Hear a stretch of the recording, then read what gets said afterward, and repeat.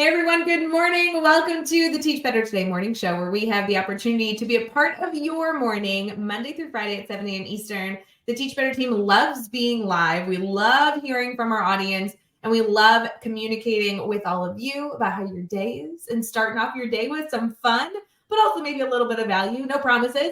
We'll be right back, and we hope that you are kicking off your morning with a really great cup of coffee, tea, maybe some water. We'll see you soon.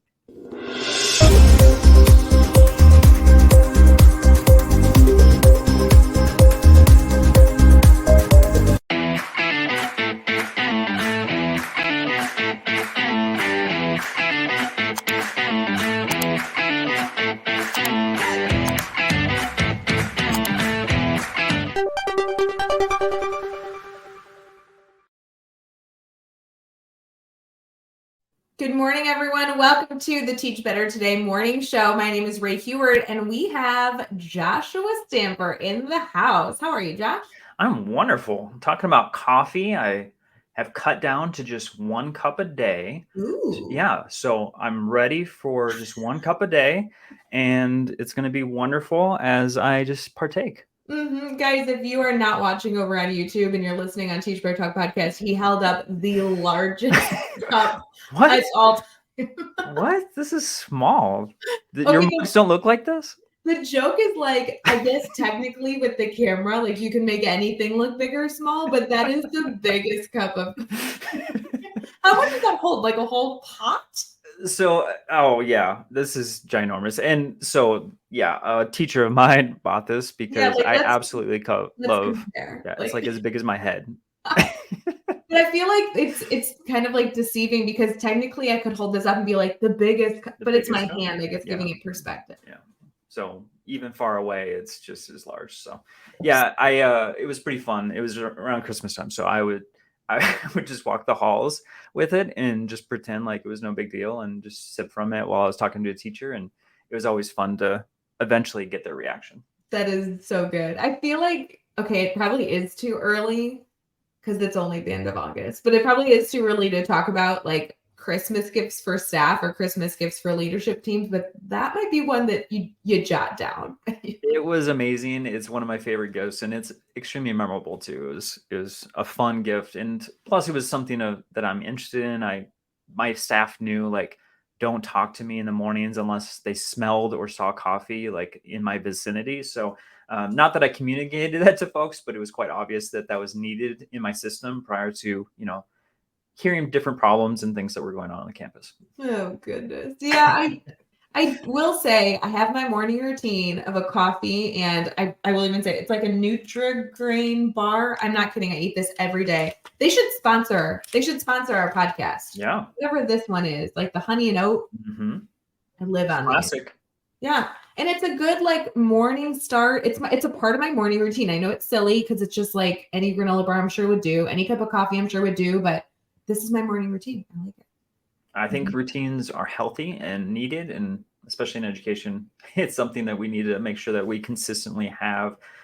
And I enjoyed it. Like it's joyful to partake in something that I really enjoy. So I think everyone needs a little joy in the morning. So if it's a Nutri-Grain bar or a cup of coffee, I mean, something needs to routinely be set for you. Or tuning into the Teach Better Today morning show. Exactly. As a part of your routine. Yes. Every single morning at 7 a.m. Eastern.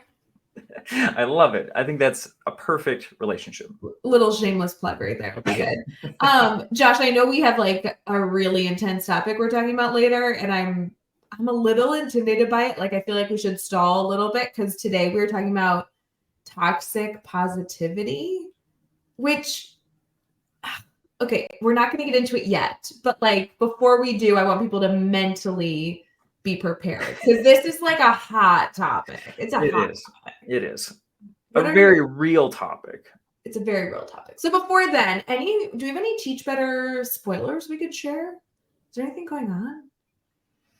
Oh, you would know better than I feel like your fingers on the pulse.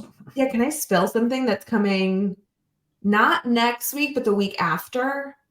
Please. And it's not public. So like if you're listening, good. And if don't like tell everybody. Well, Jeff's not here to say no. So, I mean, like I say, go ahead. Right. Okay. So one of my favorite parts of my role with the Teach Better team is getting to be in schools. And I've gotten to be in schools a lot in August, which I love. And I know Katie and I have talked about that at previous shows, like the love of not only going once, but like being there multiple times throughout the year and just getting to know our community even more by being in the trenches. But something that we're doing, not this week, not next week, but the week after, I think it starts September 8th. For whatever reason, that date's in my head. We are doing a free professional development giveaway. Have you heard about this? I have. Yes. Yes. So you do know it's coming. So literally you just apply, and I don't even know how many we're selecting. To be honest, I hope it's way more than 10. I feel like 10 is the number in my brain, but maybe it's 100. Who knows? And it could be an endless number, but we're giving away free PD, and it could be like full district, full school, but it also could be just like whatever department you're in, or like it could just be like for you and a small group of friends. I love the free PD giveaway. I feel like I haven't done one in ages. I do remember seeing folks saying that they got Starbucks cards from the Teach Better team, and they were super excited. So I mean, we do once in a while we do some giveaways. We do some giveaways, but I'm excited for the PD giveaways because yes, it's different. I never want money to be the reason that a school district or a school building like can't get good teacher support. Like that's a new pet peeve that I've just developed learning more about the school systems and finances. Is I hate that like money can dictate making teachers feel good about their profession, like helping that process.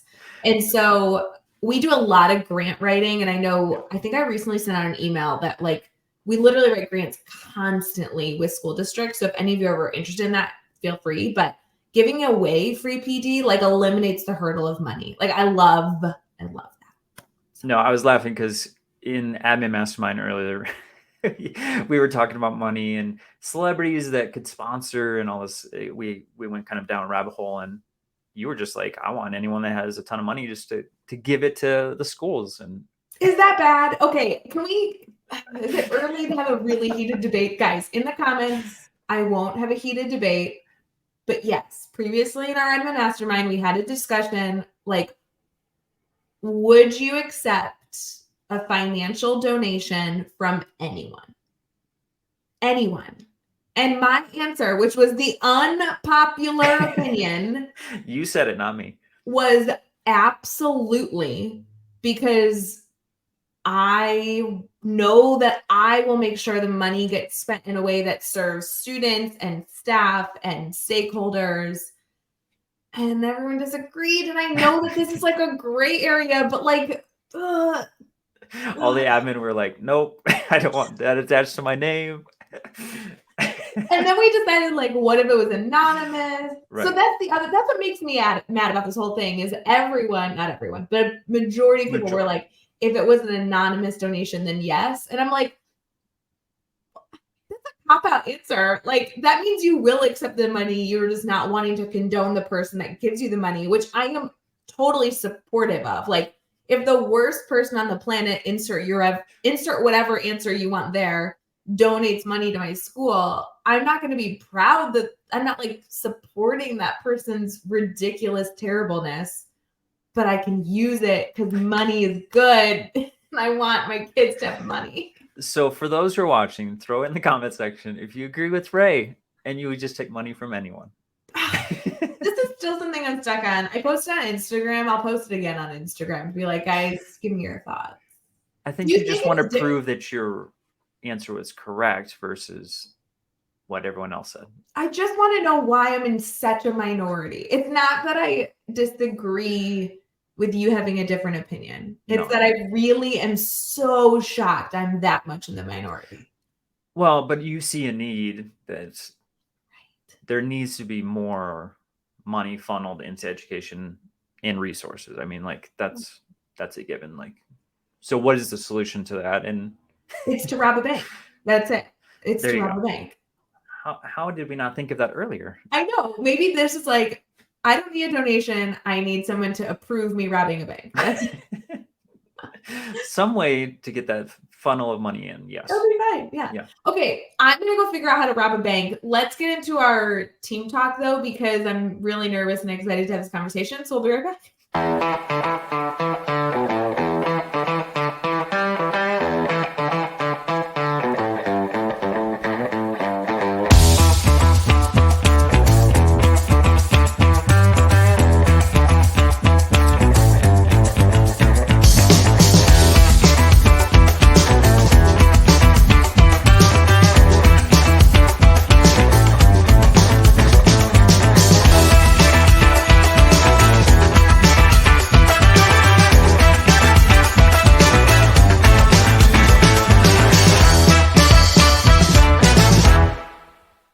Good morning, everyone. Welcome back to the Teach Better Today morning show. We really appreciate you tuning in. And if you are listening over on the Teach Better Talk podcast, thank you for subscribing and giving us a 5-star review.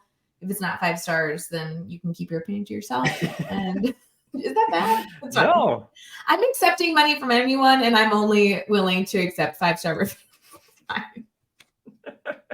Ray, can I just say that those commercials are fire?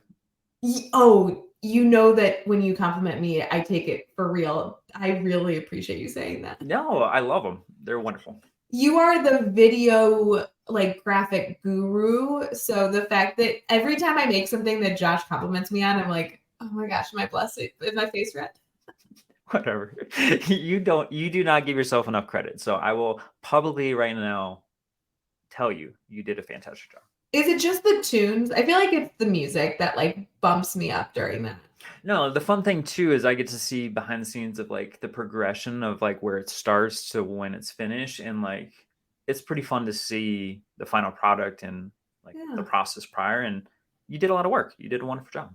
Well, thank you. I'm excited. If those of you who have not tuned into our Sunday show, Sunday is now featuring a special live stream that is streamed exclusively in our private Facebook group over at teachbettergroup.com. That has live interviews. Brad Hughes is hosting that, and that is its own set of commercials. So if you guys haven't tuned into that fun, there's some good stuff over there too. You can even get more shebang, different tunes, different graphics. It's so good. Shebang. Shebang. All right, Josh, we're talking about my favorite and least favorite topic of all time. I feel like this was in existence forever, became very hot topic during COVID. Obviously, it's the beginning of the year. I'm hearing a lot of people share their opinions all over again. So I want to discuss toxic positivity. Now, I do want to say, just to set the expectation, that people in our community, I'm sure, have been accused of having toxic positivity. People in our community, I'm sure, have been frustrated by others having toxic positivity. I think that we've all seen the spectrum. How do we even approach this topic? Good luck, Josh. Well, I think this occurs often for convenient purposes, and I don't know if it's always intentional. I do think it's about perceptions, and perceptions are reality. Let's not just push it aside and say it's not real if people think, oh, that's toxic positivity. But I think as far as my lens as an administrator, I think if people have interpreted that I have communicated it in a way that it is toxic and just trying to push it aside, it's more because of my schedule and convenience of trying to push through to get to something else. And so what I guess am proposing for folks that are watching is positivity is great. There's nothing wrong with it, but there's a time and a place for that. And the way that you're communicating it is really important because go ahead. What were we going to say? Can I pause you and can we define toxic positivity? Because I'm worried that we all have different views. I don't know if there's one way, but for the sake of our dialogue, so that we're all speaking common language, how would you define toxic positivity?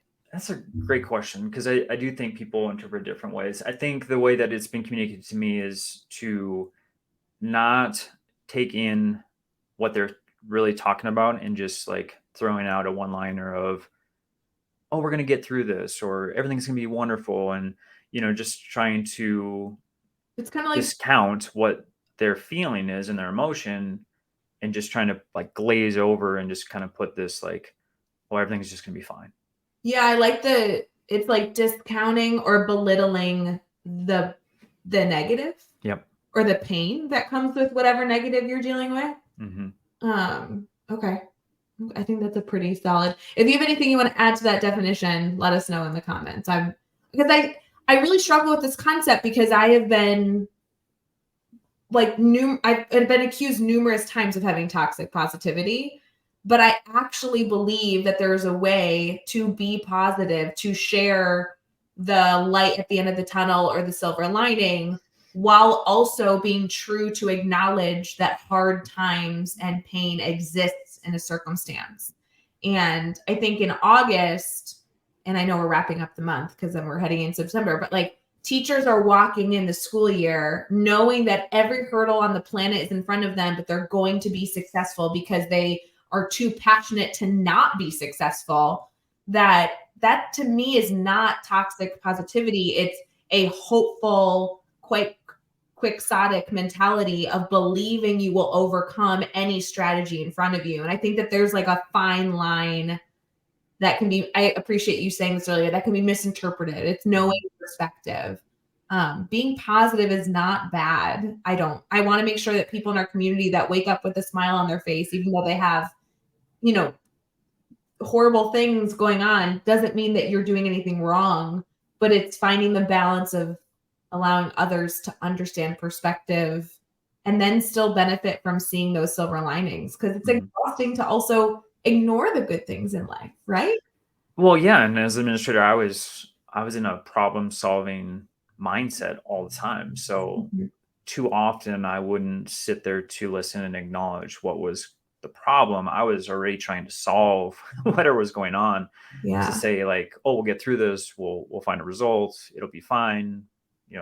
And again, that was probably more of a convenience and time management piece in there too. So a lot of times I was like, don't judge my heart when my mind is going 1,000 miles an hour. Like, because, like I had to kind of preface that because I didn't want it to be interpreted that, there was some type of toxic piece going on there or like that I didn't appreciate them or value the emotions and the things that were going on. Because I know teaching and education as a whole, it's an extremely stressful and difficult time. But at the same time, I didn't want to like dwell in that and only spend my time in that space. I wanted to like problem solve and collaborate and trying to figure out like, how can we move past this to find a better result? So that was my issue. I wonder if there's kind of a routine or an equation that we can follow as educators to share positivity that stays away from it being criticized as being toxic positivity, but allowing us to still be an uplifting person in the room. I'm so much a routines person that allows me to not have every single step in my day be difficult, but really lean on the procedures that I've already put in place for myself to be successful. And that's true at a classroom level. That's true at a personal level. I just find that to be really helpful for my own stress management. And so maybe the equation comes with like beginning with listening, beginning with naming like the hurdle, naming the challenges, and then acknowledging people's negative or stressful reactions to those things, but then also having an uplifting perspective of the silver lining or the hope for the future. I think that takes care of enough of people wanting to feel heard, and then also adds in more of a solution-minded wrap up. What are your thoughts on that?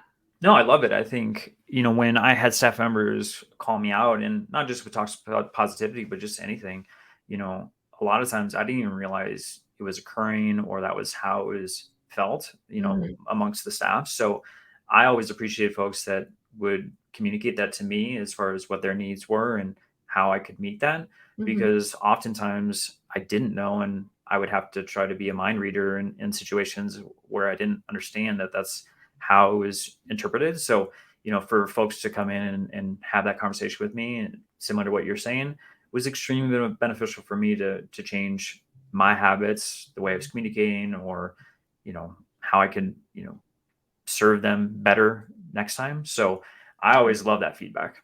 No, I think that's great. I'm excited to hear from all of you in the comments how we can challenge each other to find this balance, to be a voice of hope for our colleagues, for our stakeholders, for our students, but also acknowledging the human element that comes with every challenge that we encounter day to day. We'd love to hear from you, not only in the comments here, but in direct messages. Josh, I'm so glad that you were able to join the show again and we're able to be a part of this dialogue, because I think this is a very cautious balance that is something very important for us to focus on. So I really appreciate your voice in this conversation. Well, I love being here with you, Ray. So thank you for having me. So good, friends. We hope to see you on the next episode of Teach Better Today. And if you have a moment, feel free to tag a friend who you think would benefit from our conversations and send us some ideas on how we can keep bringing more value to youth via the show. We'll see you next time over on Teach Better Today. Bye, friends. Hey, Teach Better community. Thank you so much for joining the Teach Better Today morning show every single weekday at 7 a.m. Eastern. We have so many resources for you outside of this live stream at teachbetter.com, including blogs, podcasts, and professional development that will bring our team to your school. Wherever you are listening from this morning, please make sure you are sharing and celebrating the incredible educators in this world. And hey, if you are listening over on a podcast to Teach Better Talk, we would love a 5-star review. The comments are always so entertaining. We'll see you tomorrow.